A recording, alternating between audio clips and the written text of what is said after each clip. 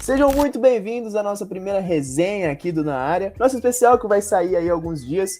Bom, nesse especial de hoje a gente vai gravar convocando a seleção de 2026. A gente postou nessa semana aí um videozinho de uma promessa, né, do Cruzeiro.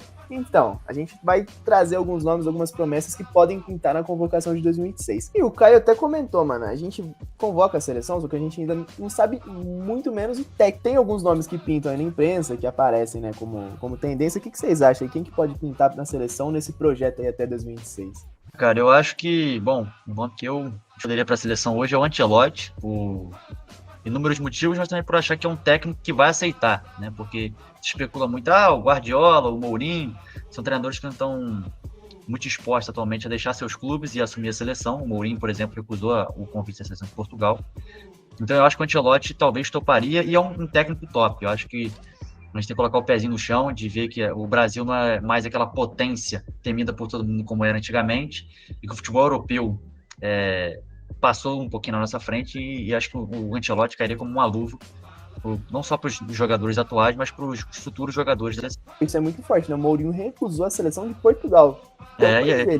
A geração portuguesa é muito forte, né, cara? Talvez seja a mais forte da história. Inclusive, a minha escolha, na real, era o Mourinho, mais pela questão de que eu acho que ele se encaixaria melhor, mas também o contexto do realismo. Será que ele viria? Será que não?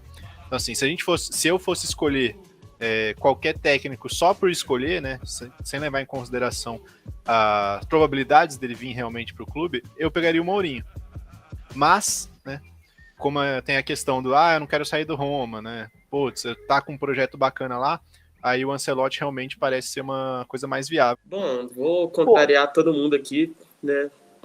Eu tô totalmente contra essa ideia de ter um treinador estrangeiro na seleção. Eu não acho que seja momento para isso, nem que precise. Acaba desvalorizando nossos treinadores, né? Uma geração de treinadores que a gente não tem ainda e ainda vai buscar um treinador estrangeiro, acaba atrasando o nosso futebol.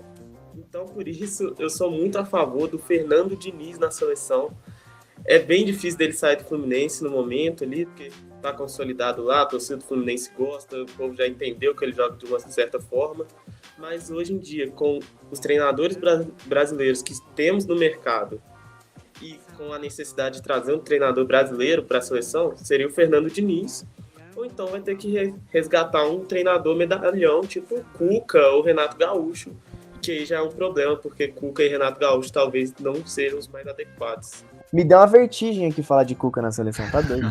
É muito loucura pensar em Abel Ferreira?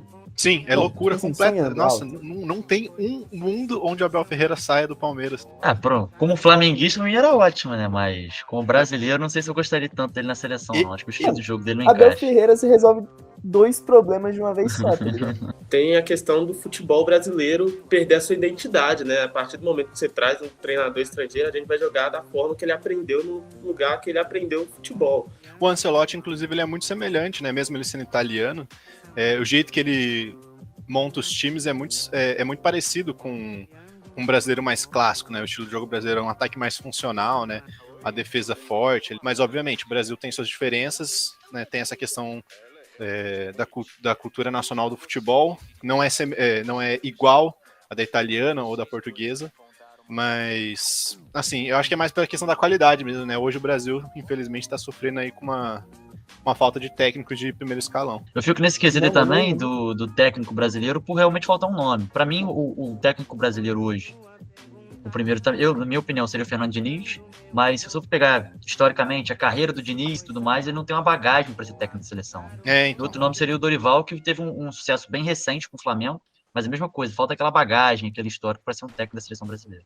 Uma questão aqui, quantos treinadores de seleção, antes de chegar na seleção e ganhar alguma coisa, tinham títulos efetivamente, né? Vamos pensar. Belo, pô. Várias vezes isso são treinadores que não têm experiência, às vezes são ex-jogadores, o Deschamps era um ex-jogador, o Dunga não tinha experiência. O treinador da Argentina agora, o que ganhou a Copa. O Scaloni, exatamente. Então, não necessariamente ter um título é um parâmetro tão bom assim para treinadores de seleções. Às vezes não tem título, mas ganha. Pessoalmente, eu acho que o mais importante mesmo é pegar alguém não necessariamente um brasileiro, mas alguém que entenda como o brasileiro joga, né? Como qual é a natureza do jogador brasileiro, da questão do improviso, da funcionalidade, etc.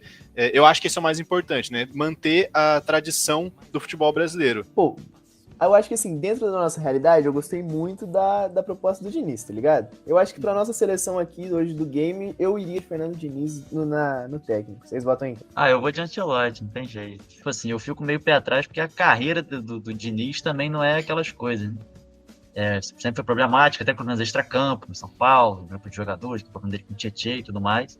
Sempre foi uma carreira de altos e baixos, ele nunca se consolidou, tipo, um técnico consolidado. Ele começou dessa volta por cima, tá no melhor momento da carreira dele no Fluminense. Eu já falei de início, né? Fernando Diniz, eu não sou a favor de estrangeiro na seleção. Ele fez um trabalho sempre acima do esperado, aí o time tá lá em cima, aí vai lá, tem um problema, jogador machuca, acontece essas coisas, aí o time cai e a galera começa a matar ele porque fala que não rende o trabalho dele. Então eu acho que tem uma injustiça com ele quanto aos trabalhos dele. A minha escolha seria o Mourinho, mas também, obviamente, com aquele asterisco de que realmente o Ancelotti seria o mais realista. No Brasil, eu acho que realmente o Diniz é a melhor opção de nome acho nacional. Técnico brasileiro, o Diniz é unanimidade, mas eu acho que quando você expande um pouquinho o mercado, aí a briga fica boa. Então acho que dá pra fechar de Diniz. Começamos aí no... Vamos de Pode ser, Diniz, né? vamos de Democracia Diniz, vai reinar aqui, né? Né? O Diniz teve 2 votos. Certo. O dinizismo venceu. E essa seleção aí comandada pelo Fernando Diniz, vamos começar então pelo gol, velho. A gente tem atualmente aí alguns goleiros que estão aí no top do mundo, né? Mas que tem algumas falhas, tipo o Alisson, né, por exemplo.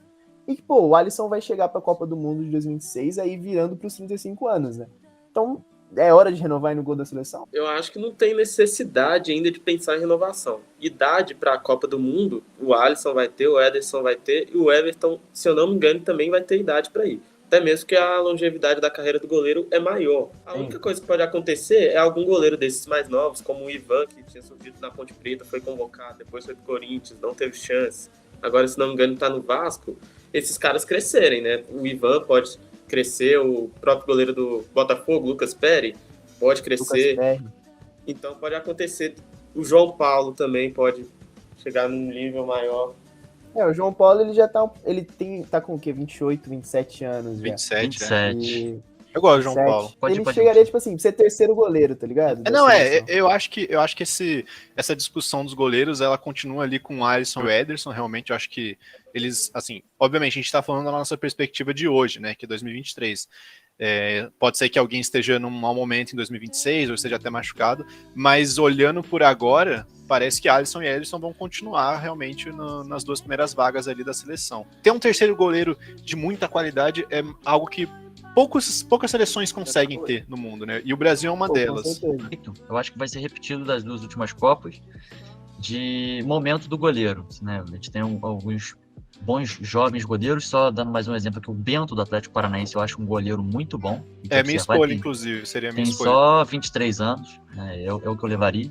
O problema é que é a longo prazo, né? Então não dá pra imaginar como vai estar o Bento daqui 4 anos. Então, hoje em dia, talvez ele seja o mais indicado mesmo. Acho que é o goleiro mais jovem que mais se destacou, assim, entre os demais. Não tem outro que chame tanta atenção e tem uma idade, assim, tão boa. O goleiro é tão complicado porque, por exemplo, a gente pode não ter nem Alisson nem Ederson, se eles estiverem numa fase ruim, por exemplo, surgirem 2 outros nomes. Assim como então, em um ano pode surgir um goleiro, assim, do nada e arrebentar também. É muito complicado o goleiro. A gente tem bons nomes, o Lucas Perry do Botafogo é um cara com bom potencial. Goleiros do Grêmio, né, também. Os Breno, dois Gabriéis, né? Breno. O Adrian também, se não me engano, o Adrian que tá recentemente jogando, também é bom goleiro. Mas então fechamos o nosso gol com o Fernando Diniz aí, com Alisson, Ederson e Bento. Acho que é um bom trio de goleiro, velho. Você falou de fechar o gol com o Fernando Diniz, eu já imaginei aquela convocação do Tite para 2018, que só tinha o Tyson. No gol, Tyson, na lateral, Tyson. Aí agora só Fernando Diniz. É difícil de Diniz fechar o gol, né? Que ele era meio campo, né? Não era nem... Porque lateral, velho, lateral vai dar um problema aqui, né? Nossa, falando eu acho que problema, já vou soltar um palpite aqui logo, que eu acho que garantido vai ter o Arana. Que o Arana é jovem e já é muito bom. Então, assim, eu acho que mano, o Arana é uma ele iria nessa Copa se não tivesse machucado. Então, tipo assim, eu acho que ele se mantém. Agora, lateral direito, E o outro lateral esquerdo vai ser complicado, tem que olhar Ó, direitinho. É que é difícil falar de lateral, porque a gente tá pensando que o técnico vai ser o Fernando Diniz. E qual é que é a questão? Os laterais, eles têm funções muito diferentes de acordo com o técnico e de acordo com o modelo de jogo, né? Não é que nem o goleiro ou o zagueiro, que geralmente tem a mesma função. O lateral, mudando o esquema tático, ele muda completamente. Né? Por exemplo, o Mourinho que eu escolhi, ele não usa laterais hoje na Roma. O Ancelotti, no Real Madrid, ele usa de um jeito diferente que o Diniz usa. Então é bem complicado falar dessas posições que são mais flexíveis, ainda mais uma previsão para daqui 3, 4 anos. Porém, falando só de nomes e de qualidade, assim como potência, né, de ser algo mais no futuro, na lateral direita, eu colocaria o Wanderson do Mônaco e o Dodô da Fiorentina como assim 2 jogadores para se ter em 2026. Ainda mais porque os nossos laterais direitos dessa última Copa, o Danilo, o Daniel Alves, o Militão improvisado, eu não acho que tenha sido uma boa opção. Assim, o Daniel Alves com certeza não, o Militão até gosta dele improvisado, mas não é o ideal. O Danilo para essa Copa tava beleza, mas assim, para 2026 o Danilo não tem como mais. O Daniel Alves tá preso, literalmente, então né, vai ter o quê? 42, 43, obviamente não tem como. E o Militão acho que tem que manter ele ali como zagueiro, porque eu acho que obviamente o Thiago Silva não vai para a próxima Copa, né? Já tá mais velho, por mais que esteja jogando muito. Então, realmente, as mesmas opções são o Wanderson e o Dodô, que são 2 laterais direitos jovens, ofensivos, muito bons, né? Que estão aí começando a despontar. E ali tem o Emerson Royal e o Kelvin, né, do Atlético Paranaense, que correm ali por fora. O Emerson não tá muito bem, mas ainda assim é um bom jogador. Mas eu ficaria em Wanderson e Dodô, realmente, na lateral direita. O entre aspas, né, bom da nossa lateral direita brasileira é que é uma safra de muitas promessas, né? Porque a lateral direita ficou órfã por muito tempo depois que o Daniel Alves saiu do auge. E, pô, agora a gente só tem esses caras que a gente tenta uma aposta, porque o Danilo nunca foi realidade, né? O Danilo sempre, acho que ele tapou um buraco ali. O cara que era revelado no Curitiba, inclusive, passou muito bem nas categorias de base, eu coloquei na minha lista, era o Ian Couto. Ian Couto, Ele foi pro City, o grupo City. Foi pro City, né? Ele tá no Girona, né? Então, ele acho que a ideia inicial do City, né, pelo que eu lembro, era contar com ele nas categorias de base do time, igual o Kaique do Fluminense, para aos poucos ele subir pro profissional. Só que, tipo assim, nenhum dos dois acabou dando certo. Dos que nós temos destacados um pouquinho mais agora, eu ia de Wanderson, que era um ex-lateral do Grêmio aqui também, tá hoje no Mônaco, que tá indo muito bem. E apesar de, tipo assim, o Dodô ser um cara que, pra quem gosta de jogar FIFA, essas paradas, é um ótimo lateral, porque ele é barato e promissor, eu ia de Emerson Royal porque é o que tem um pouco mais de destaque agora e tipo assim, é o que pode vir a ser um Danilo 2.0. Acho que ele não vai nunca mais, tipo, ele não vai chegar ao nível de ser titular absoluto, incontestável. É um bom reserva, né? Exatamente, vai ser aquele cara tapa-buraco. Precisa dele pra um jogo na Copa, precisa dele pra uma Copa, para talvez não entregar, tipo, é um cara que vai fazer o papel dele, o arroz com feijão ali. No geral, é isso mesmo. Eu ficaria mais com o Wanderson e com o Emerson Royal também, igual o Lucas. Até mesmo porque o Dodô, ele é um lateral titular na Fiorentina, ele é o dono da posição e tal, mas ele tem sérios problemas defensivos, né? Assim como o time da Fiorentina, que não defende bem. E o Ian Couto depende dele vingar, né? Porque ele foi emprestado pro Braga, se não me engano, primeiro, depois foi pro Girona e nenhum desses times ele se firmou, né? Mas é um jogador muito novo, ele tem 20 anos.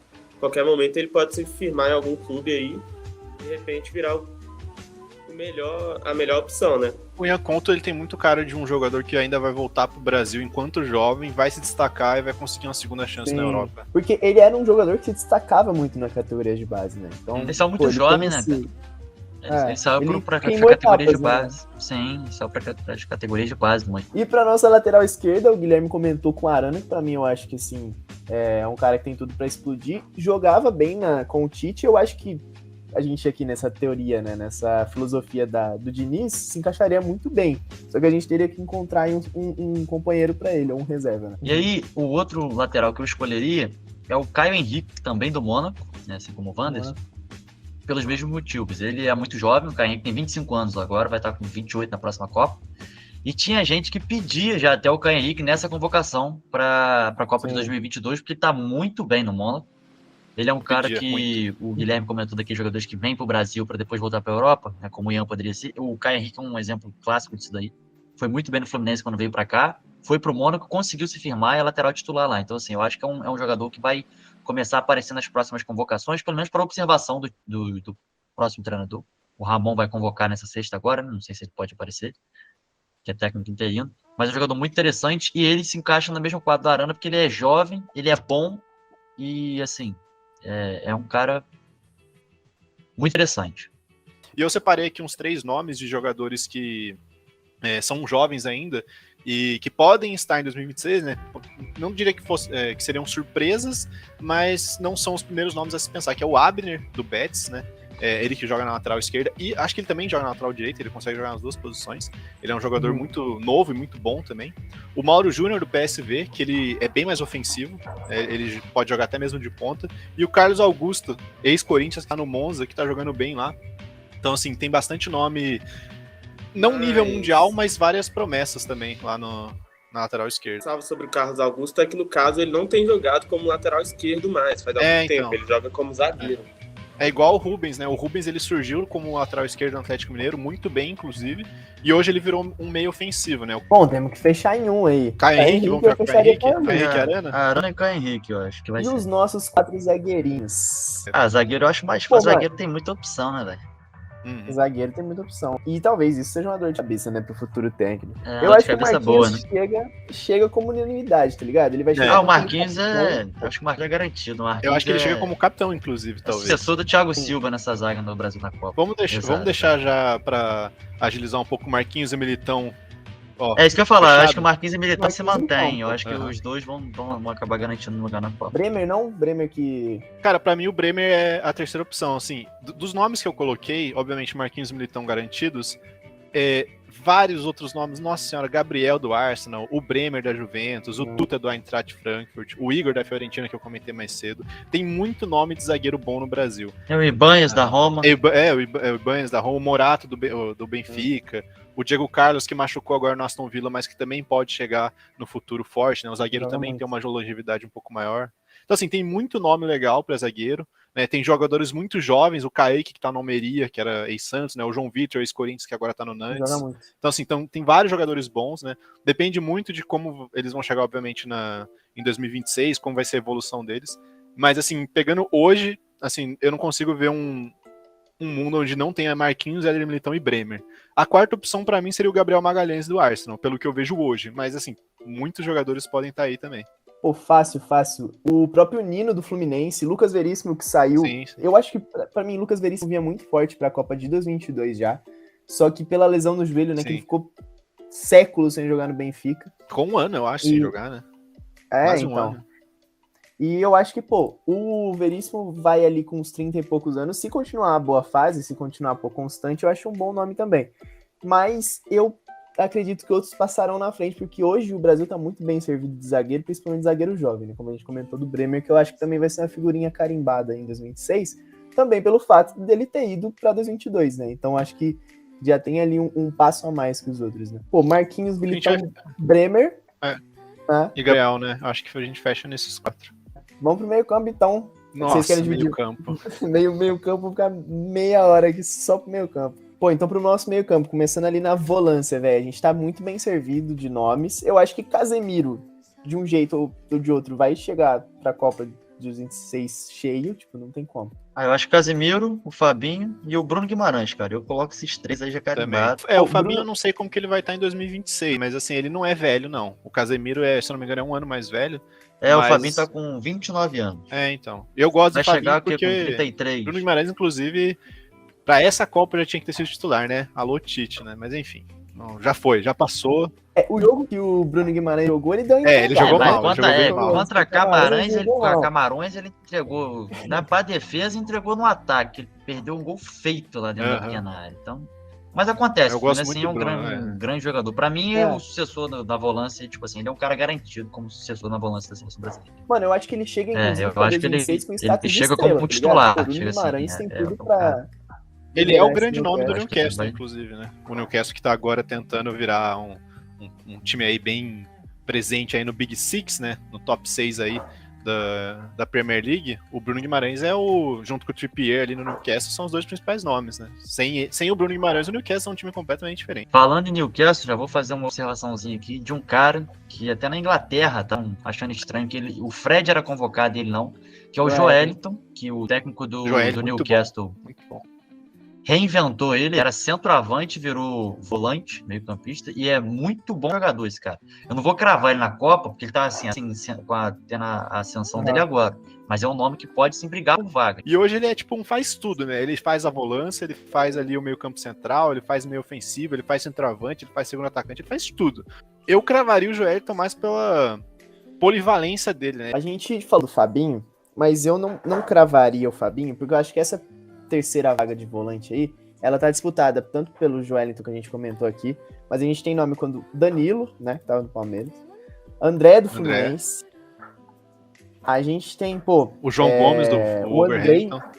João Gomes no Wolverhampton, o Andrei que voltou pro Vasco agora, cara, né? Como que o Andrei não foi pro Palmeiras, cara, e foi pro Vasco? O Andrei vai estar com 22 anos, já consegue ser convocado. Eu acho que, tipo assim, apresentando um bom nível.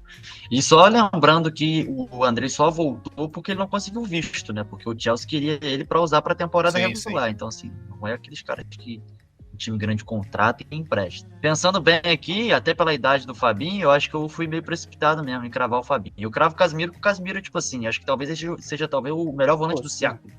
O cara faz é inacreditável. Porque os volantes, eles têm várias funções no campo, né? O Casemiro, ele é um volante ali mais de contenção, mas ele pode aparecer na frente, né? O Bruno Guimarães, ele leva a bola também até a área de ataque, mas ele também tem uma boa qualidade defensiva. Levando só em consideração a qualidade dos jogadores que eles têm mostrado, eu colocaria o Casemiro e o Bruno Guimarães, sem dúvida nenhuma. Olha, ainda é muito cedo, porque o Danilo e o João Gomes acabaram de chegar lá, né, na Premier League, mas eu acho que o João Gomes consegue pegar essa vaga. Eu acho que ele tem mais qualidade do que o Danilo e chegando lá, né, fez gol que deu a vitória pro time, etc. Então eu acho que o João Gomes seria o nome ideal nessa questão. É interessante porque, assim, os meios do Brasil são poucos os que fazem uma função só, né? Por exemplo, a gente tem o Vinícius Souza, que eu comentei do espanhol. Ele é mais só volantão mesmo. Fica ali na frente dos zagueiros. Mas, por exemplo, tem o Danilo, o André, o João Gomes, todos eles fazem essa função de ficar na frente dos zagueiros, mas eles também avançam, né? Eles fazem esse box-to-box, podem fazer, né? Não necessariamente fazem, mas eles podem fazer. E o Ederson e o Wendel, né, da Atalanta e Zenit, respectivamente, eles são volantes, mas eles também são meio ofensivos, também são meio de ligação, central, enfim. A gente tá meio servido de meio campo também. Só que eu acho que falta uma estrela nesse meio campo, além do Casemiro, né? Mais na parte ofensiva. Mas aí a gente vai falar depois. Eu, assim, para essa terceira vaga ali, eu acho que o João Gomes ele ainda precisa se provar no Wolverhampton, né? Então, meu voto seria atualmente agora no Joelinton, pelo estilo de jogo também dele, que é um pouco mais diferente. Né? Que pode dar, como ele é a terceira opção, ele pode dar uma cara nova pro Brasil, caso o Fernando Diniz queira inovar ali na Copa. Meu voto seria no Joelinton. Ficaria bem na dúvida aqui, na verdade, porque são bons jogadores que a gente tem. Não, a gente tem alguns outros nomes, né? A gente tem, além do João Gomes, que eu acho um jogador excepcional, tem o próprio Danilo, que tá no Nottingham Forest, um cara que já se consolidou, que também muita gente pedindo essa convocação.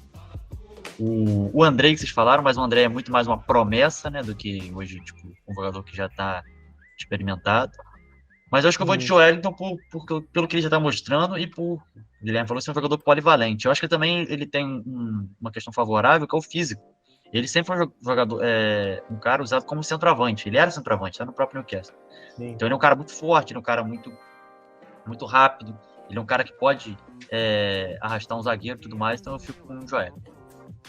E a gente tá fazendo essa escolha baseado em jogadores individuais. A gente não tá levando em consideração também muito a questão coletiva, de como o time seria montado.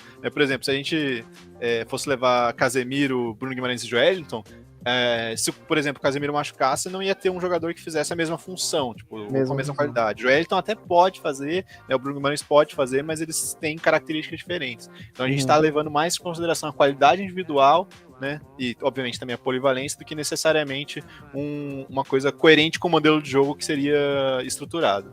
Né? Deixar isso bem claro também. Pelo Diniz, eu nem imaginaria o Casemiro jogando. Alguém da função do Casemiro com as características dele. A questão é que ele é o Casemiro, então ele joga, não tem como. Tem jogadores que não tem como você tirar, né? Ele não tem as características que eu imagino de um jogador que o Diniz prefira, sabe? Eu acho que o Diniz prefere mais um jogador do estilo do Bruno Guimarães, por exemplo. Bom, então andando um pouquinho mais no nosso meio-campo, ali na ligação. Colocaria o Gerson? Não? Cara, hoje tá difícil de defender o Gerson, né, velho? Porra, essa volta aí pro Flamengo aí tá de brincadeira. No meu modelo de jogo, modelo de jogo, ficaria Casemiro, Bruno Guimarães e o Neymar ali na frente, como 10. E aí teria os dois pontas e o centroavante depois. Pode levar o Neymar como meia? Ou vocês vão botar ele originalmente de pontas? Eu levaria ele como meia. Eu acho que ele vai como meia. Até ainda mais tendo o Vinícius Júnior. Ponta esquerda ele não joga. Mano, pra mim ele é meia. O processo natural do Neymar é estar recuando cada vez mais, tá ligado? 2040 o Neymar tá na zaga, não tem como. Assim, ele tá Ganso cada vez na mais. Zaga. Fernando Diniz. Ganso na zaga. Pô, a gente não tá levando o Ganso. Não, tá mano, eu acho que então eu já vou dar um nome. Eu vou dar logo 2. Eu acho que o Neymar vai como meia. Eu acho que o Paquetá também vai. Nessa Copa, inclusive, eu acho que o Paquetá tinha que ter sido reserva do Neymar. O Neymar tava jogando ali como 10 e o Paquetá tava mais atrás. Tudo bem que ele tava fazendo o Paquetá ficou tipo um segundo volante. Né? Ele jogou muito segundo volante, tipo assim, mais ou menos no Flamengo, né? Porque se destacou que ele pegava a bola cá atrás na zaga e levava. Era o que ele tava fazendo no Brasil. Ele tem infiltração muito boa, né? Então. Eu acho que ele vai. Também já é um nome que eu coloco quase como garantido na próxima Copa. Não pode levar o Arrascaeta, né? Não pode. Que falta que faz o Arrascaeta na hora dessa. É uma posição assim, pô, a gente tem nomes brasileiros como o Scarpa, o próprio Veiga. Cara, o Scarpa, ele é um jogador... É que o ruim é que ele vai estar um pouco mais velho em 2026. Mas ele é muito... Cara, ano passado, se não fosse o Scarpa, o Palmeiras não teria ganhado o que ganhou. Não teria... Assim, ele foi crucial, porém eu acho que ele já vai estar mais velho. Ele até tava na minha lista, mas também tem que se provar na Europa, né? Se o Scarpa for, ele vai ser uma parada meio Everton Ribeiro, assim, tá ligado? Sim. Ele é um cara que ele é criativo, que tem meio que o carinho da torcida, assim, sabe que é bom jogador, só que ele vai ali como, tá ligado? 25º nome. Pra pensar, essa posição do meia mais avançado é a principal carência do Brasil, né? Não tá gerando nenhum jogador que joga nessa posição. Tem o Paquetá, que é o principal, mas o Paquetá ainda nem se firmou no West Ham. E o resto é tudo aposta. Não tem um que você fala que vai realmente virar. O Claudinho tá no Zenit, mas... E tem alguns ali, igual o Gabriel Sara, que tá no Norwich City. Tá bem lá, inclusive. Sim, tá bem lá, mas é a segunda divisão inglesa e tal, tem essas questões. Então, é a posição que falta aparecer alguém ali. Até mesmo por isso que é importante o Neymar recuar, né? Porque é a principal carência. Eu acho que... Como a gente colocou 3 volantes, a gente poderia agora encher esse meio campo com outros 3 jogadores, né? 3 ou 4 até. Eu colocaria o Neymar ali na função do 10. Eu colocaria o Paquetá como reserva imediato dele. E eu chamaria também ali no meio de campo o Ederson da Atalanta, que ele tá jogando bem lá, porque ele, de novo, é um jogador polivalente, ele faz todas as funções do meio de campo. Mas, assim, falando...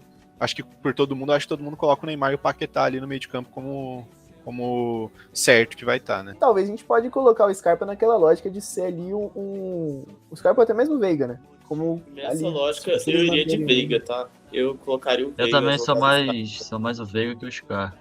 O Veiga, ele é interessante, ele é um meio campo ofensivo, mas ele não é tanto... aquele organizador do jogo quanto o Scarpa. Ele é muito mais de chegada na área, né? Eu não sei se eu colocaria o Veiga, mesmo sendo palmeirense, eu vou ter que ser, assim... Tem que ser justo, porque eu acho que tem alguns nomes na frente dele, por mais que eu goste muito do Rafael Veiga, eu acho ele um bom jogador. Eu colocaria o Neymar, o Paquetá e o Ederson, essa quarta vaga eu não saberia, na verdade, quem chamar. Mas não veria problema em chamar o Veiga, não. Neymar, Paquetá, Veiga... E pode pensar no Claudinho, ou então puxa um volante a mais. Por causa, por exemplo, do Ederson. Só que daí nessa disputa com o Ederson, a gente ainda tem André. Eu acho, por exemplo, o André do Fluminense mais jogador que o Ederson. É o cara tem o próprio João Gomes, que a gente ficou em dúvida entre ele e o Joel. Douglas Luiz também, né? O Douglas Luiz, ele é mais primeiro volante, né? Cara, a gente pode chamar pra ser o reserva imediato do Casemiro, por exemplo. Então a gente podia colocar Casemiro e Douglas Luiz, daí ali Bruno Guimarães e Joeliton, na frente Paquetá, Neymar e Veiga. Acho que a gente pode fechar nessa daí. Pode ser. E aí a gente parte, então, pro coração dessa seleção brasileira. Falta, então, pra gente completar nossa convocação, os atacantes. Querem fazer ponta esquerda primeiro? Cara, pra ser bem sincero, ponta esquerda pra mim vai ser o mais fácil, porque como o Neymar tá jogando no meio, assim, já falando os meus nomes, Vinícius Júnior e Martinelli. Tipo, pra mim são os... Não tem mais... Tem o Samuel Lino, do Valência, que é ponta esquerda de fato, mas a maior parte dos nomes de ponta são pontas direitas, né? Então, eu acho que pontos que vão ser os dois, por exemplo, tem o Luiz Henrique, que é ex-Fluminense, tá no Betis, ele também joga na ponta esquerda, muito bom, mas, tipo assim, eu acho muito difícil dele ir. Acho que você, Gabriel Martinelli e Vinícius Júnior, por pelo menos mais umas 2 Copas do Mundo aí. Tranquilamente. Vinícius Júnior e Martinelli fácil. Então, acho que a gente já tá decidido nessa ponta esquerda aí. Ponta direita também é Rodrigo. Aí quebra, porque tem o Antony, né? Tem o David Neres, tem os caras que o Rafinha. Rafinha, TT, o Strefasa do Lete, tem a galera jovem, o Ângelo do Santos, Giovanni do Palmeiras, o Marquinhos do Arsenal que tá no Norwich. Então, tem bastante nome na ponta direita. Ponta direita, eu acho que o ponta direita garantido hoje é o Rodrigo. É o Rodrigo. Acho que ele sim. Eu acho que o Rodrigo ele chega até um patamar acima para a próxima Copa. Ele pra mim talvez seja o próprio titular, né? O próximo titular, na verdade. Assim, eu chamaria Rodrigo e o Antony, por mais que o Antony tenha fama de ser ciscador, né? Que ele só dribla pra, tipo, dribla e não faz nada. Eu acho um pouco injusto, tipo, eu acho que ele é importante, ele é um jogador rápido, ele tem habilidade, né? Por mais que às vezes não tenha tanta objetividade, ele ainda assim é importante pro Manchester United, né? Pro Brasil também ele pode entregar bastante, né? Entregado num bom sentido. Então eu colocaria o Rodrigo e Antony aí como os dois nomes da ponta direita. Eu vou de Antony também, Rodrigo e Antony na ponta direita. Acho que não tem segredo, né? O Rodrigo é bem estabelecido, foi bem até nessa Copa. O Antony, ele tem a questão que ele não se firmou no United ainda, né? Ele acabou de voltar de lesão, tem pouco tempo. Ele agora tá voltando a pegar a titularidade lá. Mas o Antony, ele já teve um protagonismo no Ajax também. É um jogador que já tem uma rodagem ali na Europa maior do que o Luiz Henrique, do que outros. Então acho que é o Antony e o Rodrigo mesmo. A gente tenta prever, só que, por exemplo, o Martinelli em 2018, né, que é o ano da última Copa, tava no Ituano, tá ligado? Aham. Então, pô, o Ituano que tem um ótimo projeto junto com o Mirassol, hein? 2 times aí do interior de São Paulo que nos próximos anos podem surpreender bastante. Então, pô, a gente às vezes tenta prever aqui, só que vai surgir um cara do nada, vai jogar bem, vai estar na próxima Copa, tá ligado? Nossa, você tem... O futebol brasileiro, ultimamente, tem sido um celeiro muito bom de pontas, né? O Brasil tem muito atacante bom. Bom, mas todo mundo aí votou no Antony, né? Eu deixo meu voto... É Rodrigo e Antony, né? Eu deixo meu voto ali no Ângelo, só pra... Sim. Não, o Ângelo, a gente não tá falando de 2030, mas tem muito jogador aqui nas nossas listas que são nomes para 2030. Ângelo, Marcos Leonardo, o Endrick, que a gente vai falar, né, agora para centroavante, pode ser para 2026, mas com certeza, provavelmente vai ser para 2030. Então, o Brasil tem muito, molecada de 16, 17 anos, que é, assim, explodindo pro futebol e que pode sim, ser grandes estrelas. Realmente o Brasil aí, nesse quesito, principalmente no ataque, nossa, estamos bem servidos. Então, você já deu o gancho aí, vamos para o centroavante. Endrick, figurinha carimbada na Copa de 2026. Rapaz, eu quero muito mas não sei. Acho que é muito novo nos centroavantes eu vou ser meio ousado, cara. Não vou negar, não. Muitos jovens que podem estar começando a estourar, ou já estourando em 2026, que é o Endrick e o Vitor Roque. Eu acho que são os próximos 2 grandes centroavantes aí, dessa molecada nova que tá surgindo. Eu coloco o Pedro do Flamengo, que eu acho que o Pedro, se continuar de que tá logo volta pra Europa. É um jogador, já carimbado, talvez seja o próximo grande centroavante da seleção, até pelo estilo de jogo dele, que é diferente. E, na verdade, eu ia com esses 3, né? Eu não sei se já estourou o número de vagas. Mais os 2 centroavantes vai dar 24 vagas. A gente vai ter mais 2 também pra adicionar depois. Então, bota o Gabriel Jesus aí nessa brincadeira aí também, porque o Gabriel Jesus, eu acho que pra compor o elenco, eu acho que ele não é jogador de seleção, mas ele, assim, ele é um jogador muito bom que não tem como se deixar de fora. Então eu acho que pelo menos para compor o elenco da seleção ele pode ser importante. Eu seria um pouco mais pé no chão, eu deixaria a molecada mais jovem para 2030, mas eu realmente vejo o Endrick e o Vitor Roque como nomes muito bons, né? Não vejo nenhum problema em chamar eles. Mas eu vou manter um pouco mais o pé no chão e eu chamaria o Evanilson do Porto, que tá jogando horrores lá. Nossa, tá muito bom. E ele tem essa característica de ser um pouco mais, uma coisa que falta no Brasil, um pouco mais de pivô. Ele não é um pivô, assim, como o clássico, como o Peter Crouch, né, como o Giroud, que é um pivô com muita técnica. Mas ele consegue fazer essa função, que é uma coisa que carece muito na seleção brasileira. O Brasil não tem esses jogadores altos e fortes ali para ser o centroavantão, né? O Evanilson consegue fazer isso, né? Mas não é o ideal, mas ele consegue. E ele tem muita qualidade. E essa segunda vaga, cara, eu ainda ficaria com o Richarlison, porque por mais que ele não esteja numa boa fase, né, ele tá ali na reserva do Tottenham, entra, às vezes é titular, às vezes ele entra com o passar do jogo. Eu ainda acho que ele tem muita bola para jogar, né? Tem muito chão pela frente. Mas assim, ataque também tem muito jogador bom. O Marcos Leonardo do Santos, né, o Matheus Nascimento do Botafogo, João Pedro do Watford, o Matheus Cunha, que não tá bem, mas que ele pode também, muita coisa pode mudar até 2026, o Yuri Alberto do Corinthians. Eu ia justamente lançar essa bola aqui, pô. 2 nomes, na real, que estão agora no futebol brasileiro. Meu mano, Gabigol, o Gabriel Barbosa pode colocar aí. E Yuri Alberto. Cara, esse centroavante vai ser difícil, hein? Com 30 Cara, anos, Gabigol e Yuri Alberto, assim, eu acho que, tipo assim, agora vou ser realista, mesmo com o meu lado flamenguista puxando muito aqui. Se o Gabigol não foi para essa Copa, eu acho muito difícil ele ir para a próxima. A não ser que, tipo assim, seja algo muito fora do comum, ele faça 55 gols aqui num ano e, tipo assim, não tenha como não chamar ele. Porque o que ele mostrou desde 2019 para cá, ele foi um atacante muito sólido. Então, tipo assim, acho que a Copa que ele poderia ir era essa. O Yuri Alberto, com todo respeito aos corintianos aí, a todo mundo que gosta dele, eu acho que é um cara que tá até abaixo do Gabigol nessa corrida por seleção aí. Ele pode ser igual o Pedro, por exemplo, render e voltar lá pra Europa, mas se ele continuar no futebol brasileiro, mais ou menos como o Gabigol tá, eu acho muito difícil ele conseguir pegar uma Copa do Mundo. Cara, vocês estão escolhendo 2 ou 3? A gente tá tentando pegar os 2 centroavantes, só que a gente vai ter 2 vagas depois pra acionar também. Então chama 3 centroavantes de uma vez. Eu coloquei 4 centroavantes aí nessa brincadeira aí. Não sei se vocês quiserem tirar um, vocês podem tirar um aí, que eu tiraria o Gabriel Jesus. Minha Pedro, Vitor Roque e Hendrick. Os 3 aí, cravados. Ó, eu vou fazer meio parecido, mas vou tirar diferente aqui então. Para mim, é o Richarlison primeiro, porque ele tem identificação com a seleção brasileira. Eu acho que é o jogador que saiu mais fortalecido em questão de imagem assim, para o brasileiro. Assim, é o Richarlison, ele é o mais carismático, assim, o mais adorado pela torcida. Segundo, o Gabriel Jesus, a qualidade dele, né? Ele estava sendo importante no Arsenal até ter machucado o joelho. E por último, eu não levaria o Henrique, pelo menos por agora eu não vejo ele tão consolidado, então não consigo imaginar ele daqui 4 anos.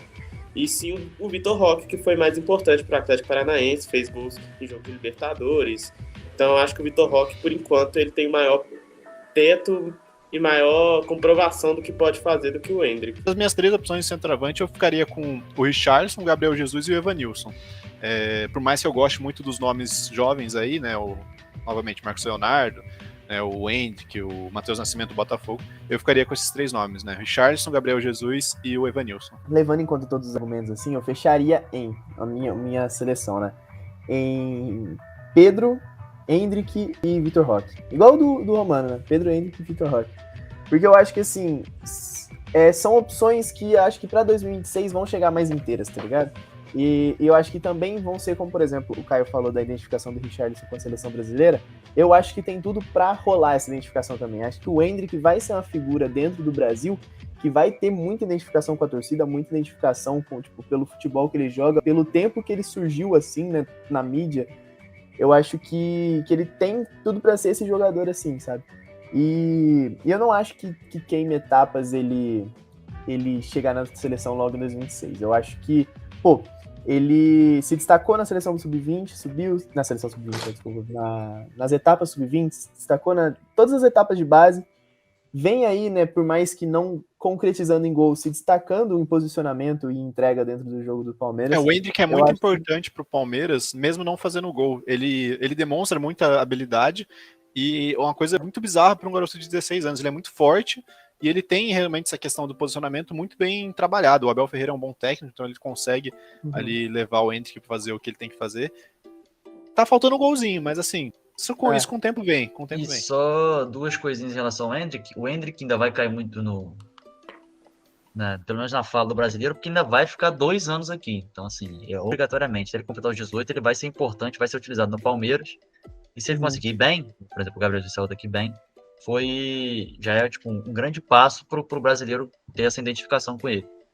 E outra coisa, eu acho que mesmo assim, o Endrick sendo muito importante, até o Gabriel Jesus, como vocês defenderam, mas eu acho que se ele chegar na seleção e ficar nessa aí de ele é importante pra tática e tudo mais, e não fazer gol, meu amigo, aí a vai virar o Gabriel identificação... Jesus. Vai isso aí, o Gabriel Jesus. Acho que a identificação com o brasileiro vai cair naturalmente, porque todo mundo é acostumado com o centroavante ou camisa 9 da seleção brasileira ser um marcador de gols. Então eu acho que ele tende muito a evoluir, ele tem só 16 anos, então assim, eu acho que ele pode sim se consolidar, e ele tem 2 anos para isso, né, para poder mostrar que ele pode ser um jogador de seleção brasileira. Dá pra ver que ele tá um pouco roubado ainda, né, no profissional. Isso é normal, sim, né? Sim. Tem ainda mais a pressão que ele vive, né? Tem não só a mídia, a torcida também, né? 16 anos era uma meba, velho. Então, com 16 anos já tá vendido por sei lá quantos milhões, Madrid, já vai ser cobrado dele como se ele fosse um jogador no auge. Então, as comparações, de calma já comparam ele com o Ronaldo, né? Estilo de jogo muito semelhante, forte, explosivo, etc. Não, mas nem só isso, porque isso é desde a época que ele surgiu, né? Ele surgiu ano passado, jogou 5, 7 jogos ali, mas não entrou como titular na maioria deles. Esse ano, ele já é considerado a melhor opção do Palmeiras para centroavante. O Rafael Navarro não tem chance contra ele. Esqueci o nome do outro. O Lopes, Caetano, o Flávio Lopes. Cara, o centroavante os gringos do Palmeiras são ele assumiu uma responsabilidade de ser o titular do Palmeiras já. Não é só questão disso. Ele é o titular do Palmeiras e a melhor opção do Palmeiras com 16 anos. Para a posição que mais chama atenção. Inclusive, a gente não falou, mas eu acho que para 2026 vem forte Rony, hein? Rony Rústico vem forte para 2026. Rony, Dudu e Endrick. Gabigol. Eu acho que na zaga a gente podia chamar o Gustavo Gomes também e na lateral esquerda o Piquerez. Acho que aí ficaria da hora a seleção. Cara, mas uma coisa que eu percebi é que eu e o Caio a gente teve escolhas semelhantes de centroavante e o Gustavo e o Lucas também semelhantes. Literalmente as mesmas escolhas. Eu acho que... E aí quem empatou, como é que não fazer isso daí? Então, na verdade, está garantido porque o Vitor Roque foi um voto isso do cara. Isso que eu ia falar. Eu posso tirar uma das minhas opções e colocar o Vitor Roque, porque eu acho que é interessante ter um jogador bem jovem. Seria por democracia. E o Vitor Roque, para minha opinião, ele é tão bom quanto o Endrick. Ele é menos falado, mas o potencial dele, para mim, é tão grande quanto o do Endrick. O que esse moleque já fez no profissional é brincadeira. Ele botou o Atlético Paranaense na final. É um moleque que até nesse Mundial. Ele começou no Cruzeiro na Série B, né? E foi pro Atlético Paranaense, né? É porque o Atlético Paranaense é um clube menos midiático que o Palmeiras e tudo mais, mas assim, o que esse moleque joga de futebol é brincadeira. Ele é forte, ele é um ano mais velho que o Endrick, eu acho. É um ano mais velho. Vocês querem fechar com o Vitor Roque, Richarlison e Gabriel Jesus? Olha, eu até aceito o Richarlison. Eu não sou muito fã do Richarlison, não, mas eu acho que ele já tá forte na seleção brasileira. Eu coloco o Pedro no lugar do Gabriel Jesus, cara. Eu acho que o Gabriel Jesus dificilmente pode pegar a próxima Copa. Vai ser igual o Firmino foi nessa, assim. Acho que ele dificilmente pega, porque ele não se provou. Ele teve 2 oportunidades. Falta 2 vagas, hein? Quem que a gente chama? É o Pedro e o Endrick. Pronto. E a gente tem, Evanilson e Gabriel Jesus também, que foram citados. O Gabriel Jesus eu botei como quarta opção, mas eu fico com o Pedro e Endrick na frente. Aí. Gabriel Jesus também, mano, não me desce, velho. Eu acho que a próxima Copa O que você tem a dizer? Olha, eu tô sendo voto vencido, mas eu vou continuar com o Gabriel Jesus. Eu acho que mais a gente tem que escolher entre Pedro, Evanilson, Endrick e Gabriel Jesus, né?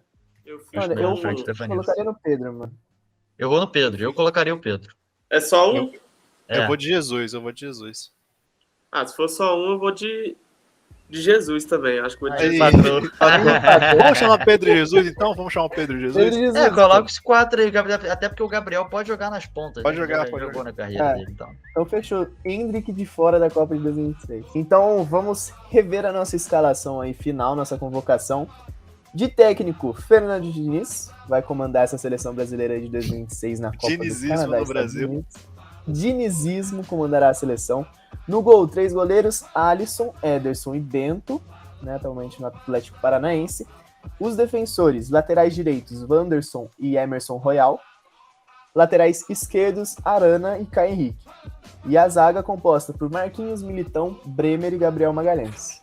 O nosso meio-campo tem Casemiro, Douglas Luiz, Bruno Guimarães, Joelinton, Paquetá, Neymar e Rafael Veiga.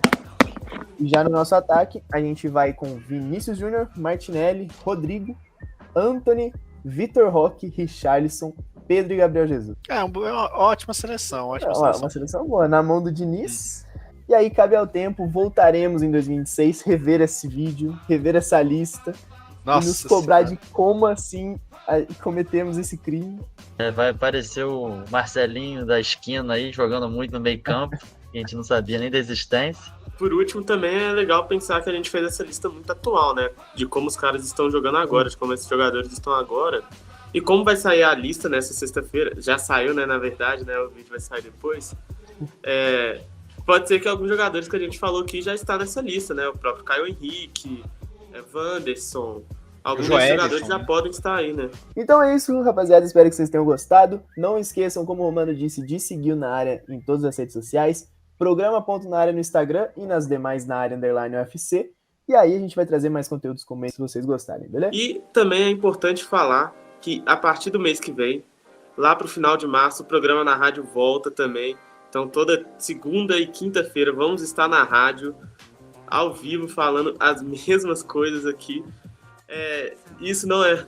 A gente montou a seleção dessa forma, mas eu acho que fomos no certo, no seguro, a gente não fez nenhuma grande aposta, eu acho que é o que todo mundo tá esperando até então. E é isso, muito obrigado a quem assistiu. Aí, galera, obrigado aí para quem assistiu também, né? Igual o Caio falou, a gente volta aí com os programas na rádio em março.